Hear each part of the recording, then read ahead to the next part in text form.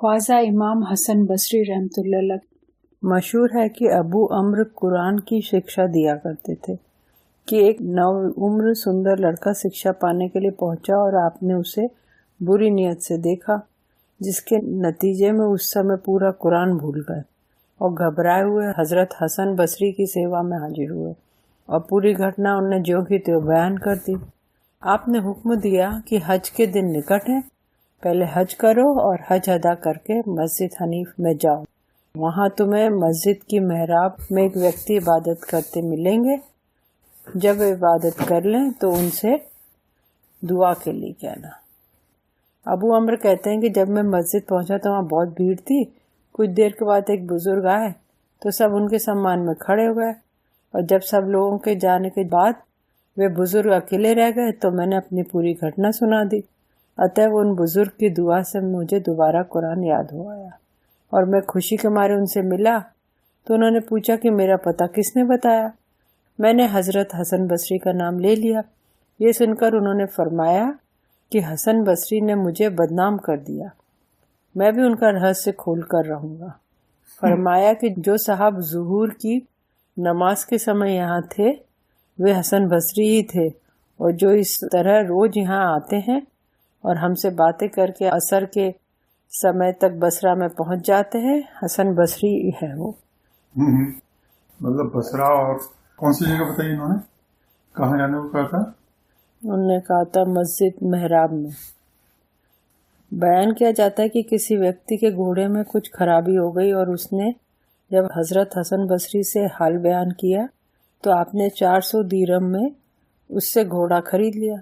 लेकिन उसी रात घोड़े के मालिक ने सपने में देखा कि जन्नत में एक घोड़ा 400 मुश्की घोड़ों के साथ चरता फिर रहा है। उसने सवाल किया कि ये घोड़े किसके हैं, तो उसने फरिश्तों ने कहा ये पहले तो सब तुम्हारे साथ थे लेकिन अब हसन बसरी की संपत्ति है। वो व्यक्ति भागकर हजरत हसन बसरी की सेवा में पहुंचा और कहा कि आप अपनी रकम लेकर मेरा घोड़ा वापस कर दे। आपने फरमाया कि जो सपना रात को तूने देखा वह मैं पहले ही देख चुका हूँ। ये सुनकर वो निराश हो गया। फिर दूसरी रात हसन बसरी ने सपने में आलीशान महलों को देखकर पूछा ये किसके लिए है। जवाब मिलेगा जो भी विक्रय को निरस्त कर दे। अतएव आपने सुबह को घोड़े के मालिक को बुलाकर विक्रय को निरस्त कर दिया। शमून नाम के एक अग्नि पूजने वाला आपका पड़ोसी था और जब वो बीमारी का शिकार होकर मरने के निकट पहुंचा तो आपने उसे उसके घर जाकर देखा कि उसका शरीर आग के धुएं से काला पड़ गया है।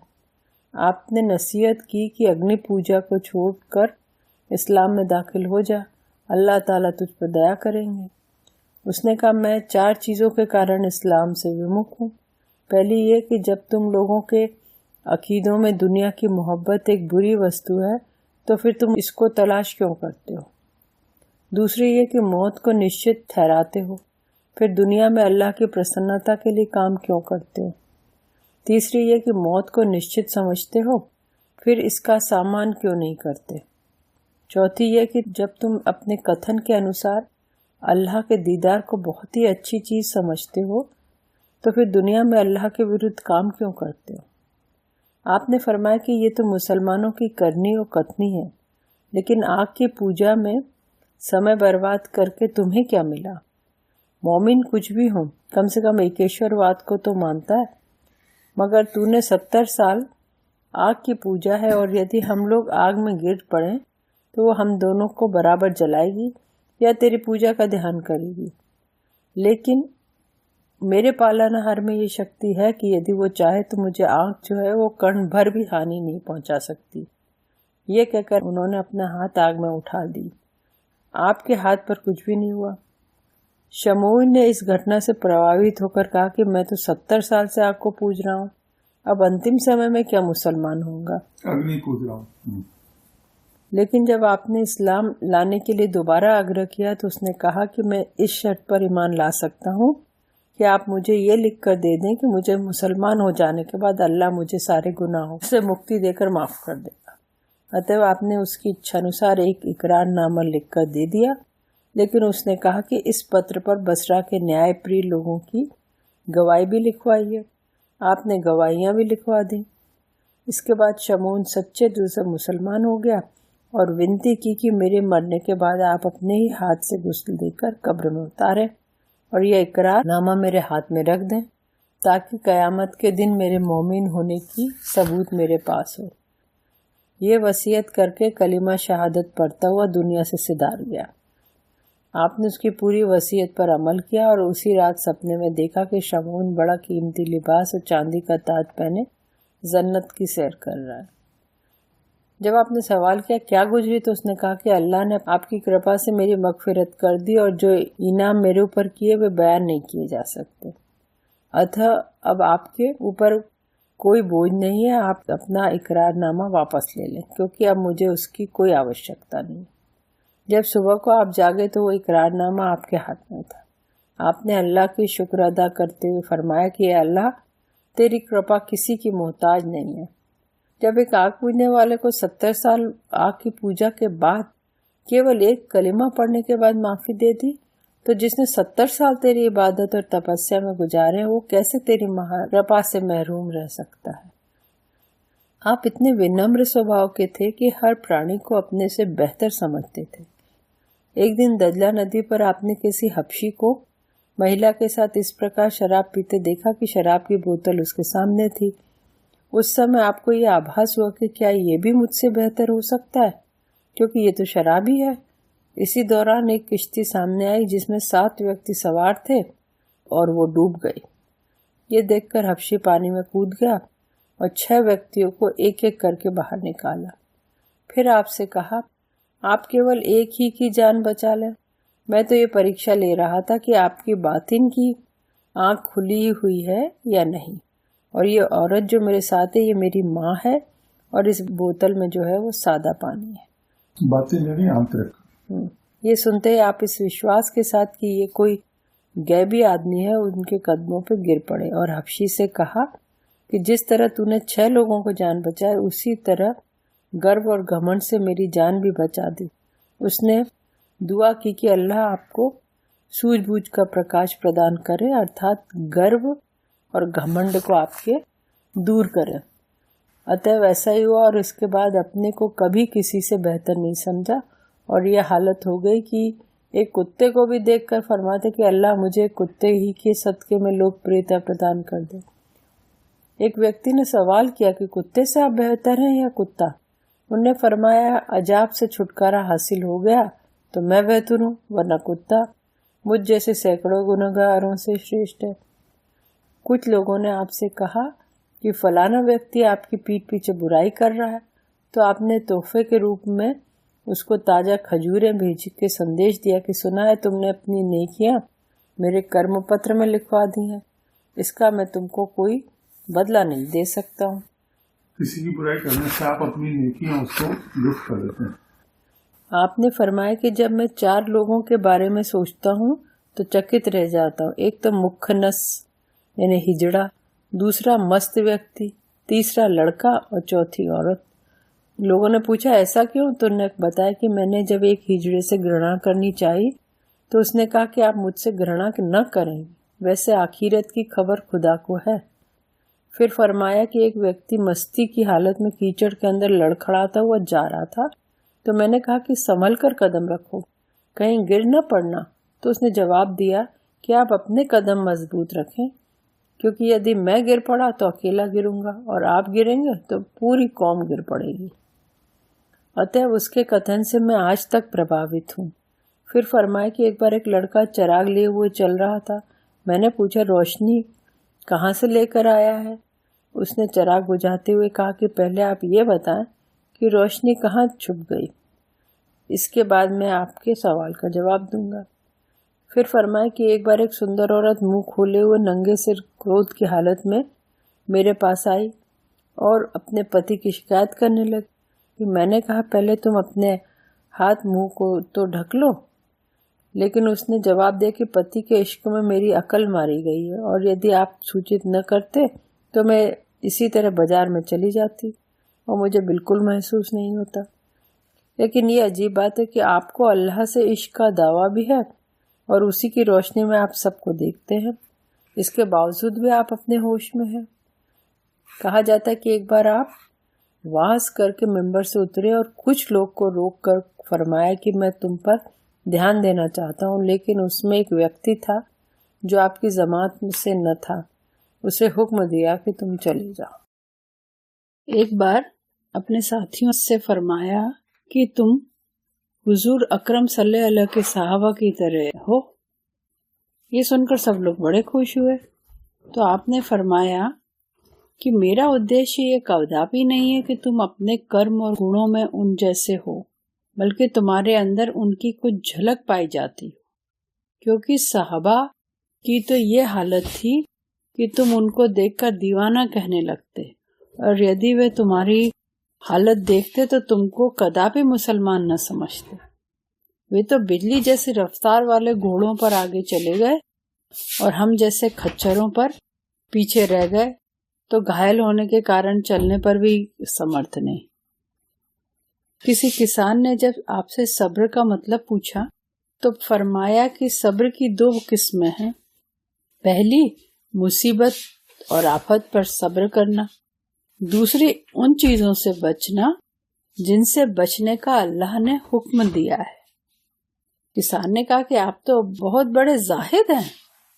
तो फरमाया कि मेरा जुहद तो आखिरत की तरफ लगाव रखने के कारण है और सब्र बेसब्री के कारण। तो किसान ने कहा, मैंने आपका मतलब समझा नहीं। तो फरमाया कि मुसीबत या खुदा के आज्ञा पालन पर मेरा सब्र करना केवल जहन्नम की आग के कारण है, और इसी का नाम ज़ज़ा यानी घबराना है। और मेरा तकवा केवल आखिरत की चाहत में अपना हिस्सा मांगने के कारण है, न कि शरीर की रोज सुरक्षा के लिए। और साबिर वह है जो अपने हिस्से पर राजी रहते हुए आखिरत की इच्छा न करे, बल्कि सब्र केवल अल्लाह की जात के लिए हो, क्योंकि निष्ठा की यही निशानी है। फरमाया कि मनुष्य के लिए जरूरी है कि वो लाभदायक ज्ञान, संपूर्ण ज्ञान, निष्ठा एवं संतोष और सब्र हासिल करता रहे, और जब ये चीजें हासिल हो जाएं, तो उसके आखिरी दर्जे का अनुमान नहीं किया जा सकता।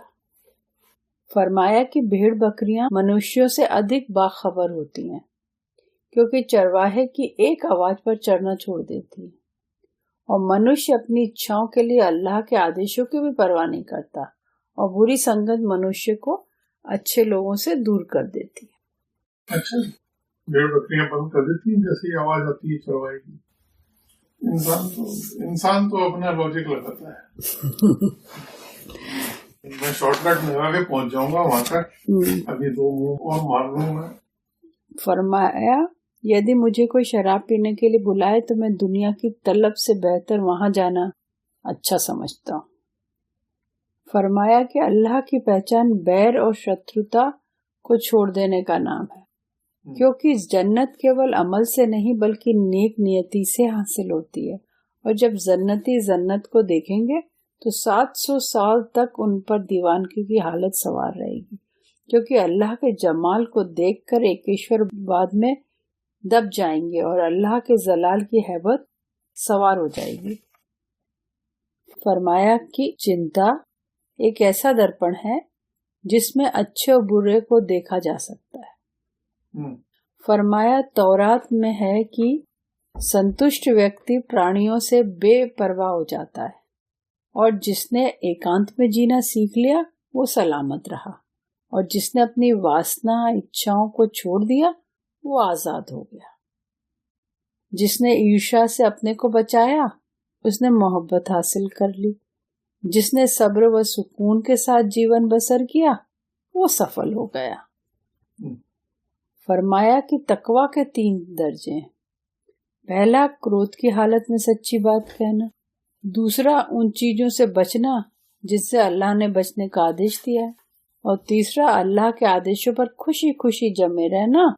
और थोड़ा सा तकवा भी 1000 साल की रोजा नमाज से बढ़कर है। तकवा कहते हैं डर को, भय को। जुहद माने इंद्रिय निग्रह, तकवा माने भय, मतलब ईश्वर से, मतलब खौफ नहीं हो तो भय भी हो न प्रीति। जब तक भय नहीं होगा तब प्रीति कैसे होगी। क्योंकि कर्मों में सबसे बेहतर कर्म तकवा व चिंता है। फरमाया कि यदि मेरे अंदर कपट न होता तो मैं दुनिया की वस्तु से बचता, और कपट नाम है खुले और छुपे में निष्ठा की कमी का, क्योंकि जितने मोमिन गुजर चुके हैं उनमें से हर एक को अपने अंदर कपट का भय रहता था। और मोमिन की तारीफ यह है कि मृद हो और एकांत में इबादत करता रहे। फरमाया 3 लोगों की गीबत यानी पीठ पीछे बुराई करना ठीक है। 3 लोगों की गीबत करना ठीक है। पहले लालची, दूसरा अवज्ञाकारी और तीसरा जालिम बादशाह की। और गीबत का प्रायश्चित यद्यपि केवल इस्तिगफार ही है, लेकिन जिसकी गीबत की है उससे माफी भी मांगे। अच्छा फिर क्यों करें, फिर जरूरत ही नहीं करनी। फरमाया कि मनुष्य को ऐसे मकान में भेजा गया है जहाँ के सारे हलाल और हराम का हिसाब लिया जाएगा। फरमाया कि हर प्राणी दुनिया से 3 तमन्नाएं लिए हुए चला जाता है। पहली जमा करने का लालच, दूसरी जो कुछ हासिल करना चाहा वो हासिल नहीं हो सका, और तीसरी आखिरत का सामान जमा न कर सका। नहीं तो मृत्यु के वक्त उसको आखिरी वाला जो है ना कि मेरे जिंदगी बिता दी, लेकिन मेरे को जो करना था वो मैंने नहीं किया और मैंने टाइम वेस्ट कर दिया अपना, अब अगली बार मेरे को फिर आना पड़ेगा। किसी ने कहा कि अमुक व्यक्ति पर अंतिम घड़ी आ गई है, तो फरमाया कि जिस समय से दुनिया में आया उस समय से आज तक अंतिम घड़ी में ही है। फरमाया कि हल्के फुल्के छूट गए और भारी भरकम मारे गए, क्योंकि जो दुनिया को प्रिय नहीं मानते मुक्ति उन्हीं का हिस्सा है, और दुनिया का गुलाम स्वयं को विनाश में डाल देता है। कबीर साहब का एक पद है, कबीर तेरा जल जरा फूटे 6000, हरुए हरुए तिर गए डूबे जिन सिर भार। यानी हल्के फुल्के, हाँ, तेरा जो मटका है उसमें 1000 छेद हो रहे हैं और उसमें से पानी निकलता जा रहा है, एनर्जी निकलती जा रही है, या यूं कहो वक्त निकलता जा रहा है और तुम मरने के तरफ चलता जा रहा है। अब क्या करना है कि हल्का अगर हो जाएगा, हरुए हरुए तैर गए, यानी हल्के जो थे वो तो तैर गए और जिनके सिर पे भार था वो डूब गए। वो जो अपना भार लेके गए वो डूब जाएंगे। भार क्या है? एक फकीर ने कहा कि विचार का भी भार भार है। एक विचार भी अगर भार माना जाए तो वो भी भार है। तो ऐसी हालत में हो जैसी अष्टावक्र जी ने कहा कि विचारों से रहित और एक ऐसी हालत में रहो जिसमें कि न तो विचार है, न कोई संकल्प न है, न कोई विकल्प है, कुछ भी नहीं है, बस मुक्त। ऐसे हालत में तो वो है हरुए तिर गए। दुनिया का गुलाम स्वयं को विनाश में डाल देता है, और जो दुनिया की नेमतों पर गर्व नहीं करते मगफिरत उन्हीं का हिस्सा है। क्योंकि बुद्धिमान वही है जो दुनिया को त्याग कर आखिरत की चिंता में लगा रहे, और अल्लाह को पहचानने वाले लोग दुनिया को अपना दुश्मन समझते हैं और दुनिया को पहचानने वाले अल्लाह को अपना दुश्मन समझते हैं। फरमाया कि नफ्स से ज्यादा दुनिया में कोई वस्तु उदंड नहीं, और यदि तुम ये देखना चाहते हो कि तुम्हारे बाद दुनिया की क्या हालत होगी तो ये देख लो कि दूसरे लोगों के जाने के बाद क्या हालत रही। फरमाया कितनी हैरत की बात है कि केवल दुनिया की मोहब्बत में बुतों तक को पूजा जाता है। जितनी भी मूर्ति पूजा है वो इच्छाओं की पूर्ति के लिए तो होती है, और क्या, इनसे ये मांग लो, उनसे वो मांग लो, तो वो मांगने में ही तो लगे हुए सारे। फरमाया तुमसे पहले आसमानी किताबों का इतना महत्व था कि लोग अपनी रातें उनके अर्थों और भावों पर विचार विमर्श करने में लगा देते थे और दिन में इस पर अमल करते थे, लेकिन तुमने अपनी किताब पर ज़ैर ज़बर जो लगा लिए परंतु अमल को छोड़कर सुख संपदा का शिकार हो गए। फरमाया जो व्यक्ति चांदी सोने से मोहब्बत करता है अल्लाह उससे बदनामी प्रदान करता है, और जिसके अनुयायी मूर्ख हों उसकी दिली हालत ठीक नहीं, और जिस बात की तुम दूसरों को नसीहत करते हो पहले स्वयं उस पर अमल करो। फरमाया, जो व्यक्ति तुमसे दूसरों के दोषों को बताता है वो निश्चय ही दूसरों से तुम्हारी बुराई भी करता होगा। फरमाया कि दीनी भाई हमें अपने घर वालों से भी अधिक प्रिय हैं। दीनी है जो ईश्वर को मानते हैं, क्योंकि वे दीनी मामले में हमारे सहयोगी होते हैं। फरमाया कि दोस्तों और अतिथियों पर खर्च करने का हिसाब अल्लाह नहीं लेता, लेकिन जो अपने माँ बाप पर खर्च किया जाए उसका हिसाब होगा, और जिस नमाज में दिल न लगे वो अजाब का कारण बन जाती है। किसी व्यक्ति ने जब आपसे खुशू यानी भय यानी विनम्रता के बारे में पूछा तो फरमाया कि मनुष्य के हार्दिक भय का नाम खुशू है। किसी ने आपसे कहा कि अमुक व्यक्ति 20 साल से न तो औरत के निकट गया है और न किसी से मुलाकात करता है और न जमात से नमाज पढ़ता है।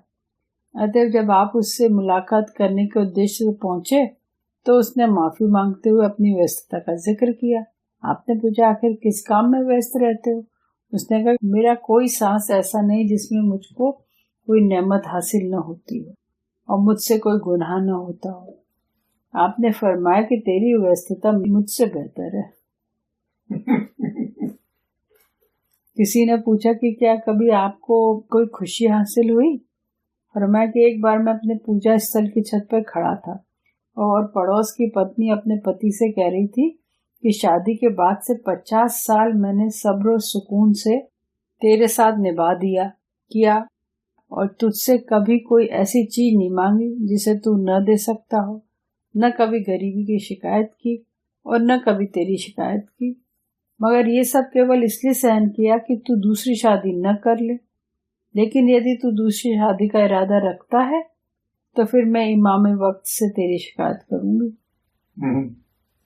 ये और भी किसी बुजुर्ग के साथ ये दस्तानी साहब के साथ हुआ है कि पड़ोस की औरत कह रही थी कि मैंने तेरे इतना बिना किसी सवाल किए तेरे साथ हूँ।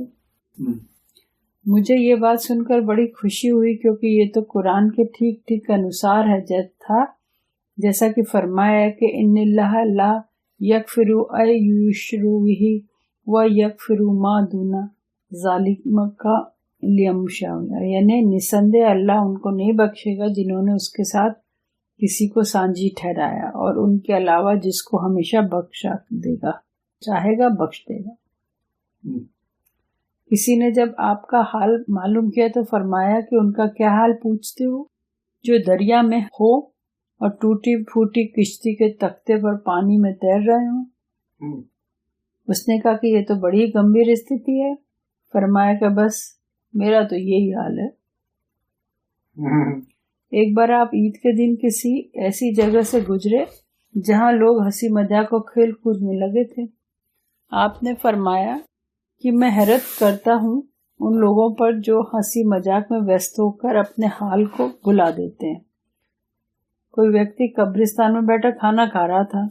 उसे देखकर फरमाया, ये कपटी है, क्योंकि जिसकी नफसानी इच्छा मुर्दों के सामने भी हरकत करती हो उसका मौत और आखिरत पर ईमान नहीं होता, और जो इन दोनों बातों पर विश्वास न करे उसे कपटी कहते हैं। एक बार आप अल्लाह ताला से विनती कर रहे थे कि अल्लाह तेरी नेमतों का मैं शुक्र न अदा कर सका और मुसीबत के समय सब्र का दामन छोड़ दिया, लेकिन शुक्र अदा न करने के बावजूद भी तूने अपनी नेमतों से वंचित न रखा और सब्र न रहने पर भी मुसीबतों को समाप्त करता रहा। मरते समय आप मुस्कुराते हुए फरमाते रहे कि कौन सा गुनाह, और यही कहते कहते आपका सांस बंद हो गया। फिर किसी बुजुर्ग ने सपने में देखकर पूछा कि अंतिम समय आप क्यों मुस्कुरा रहे थे और कौन सा गुनाह बार बार कह रहे थे? तो आपने फरमाया कि अंतिम सांस के समय ये आवाज सुनाई दी कि ए मलकूल, मौत सख्ती से काम ले, क्योंकि एक गुनाह बाकी रह गया है, शरीर छोड़ने का गुनाह। अतः इसी खुशी में मगन होकर बार बार कौन सा गुनाह कह रहा था। देहांत की रात किसी बुजुर्ग ने सपना देखा कि आसमान के दरीचे खुले हुए हैं और आवाज दी जा रही कि हसन बसरी अपने पालनहार के पास हाजिर हो गए और अल्लाह उनसे राजी है। बिल्कुल बढ़िया।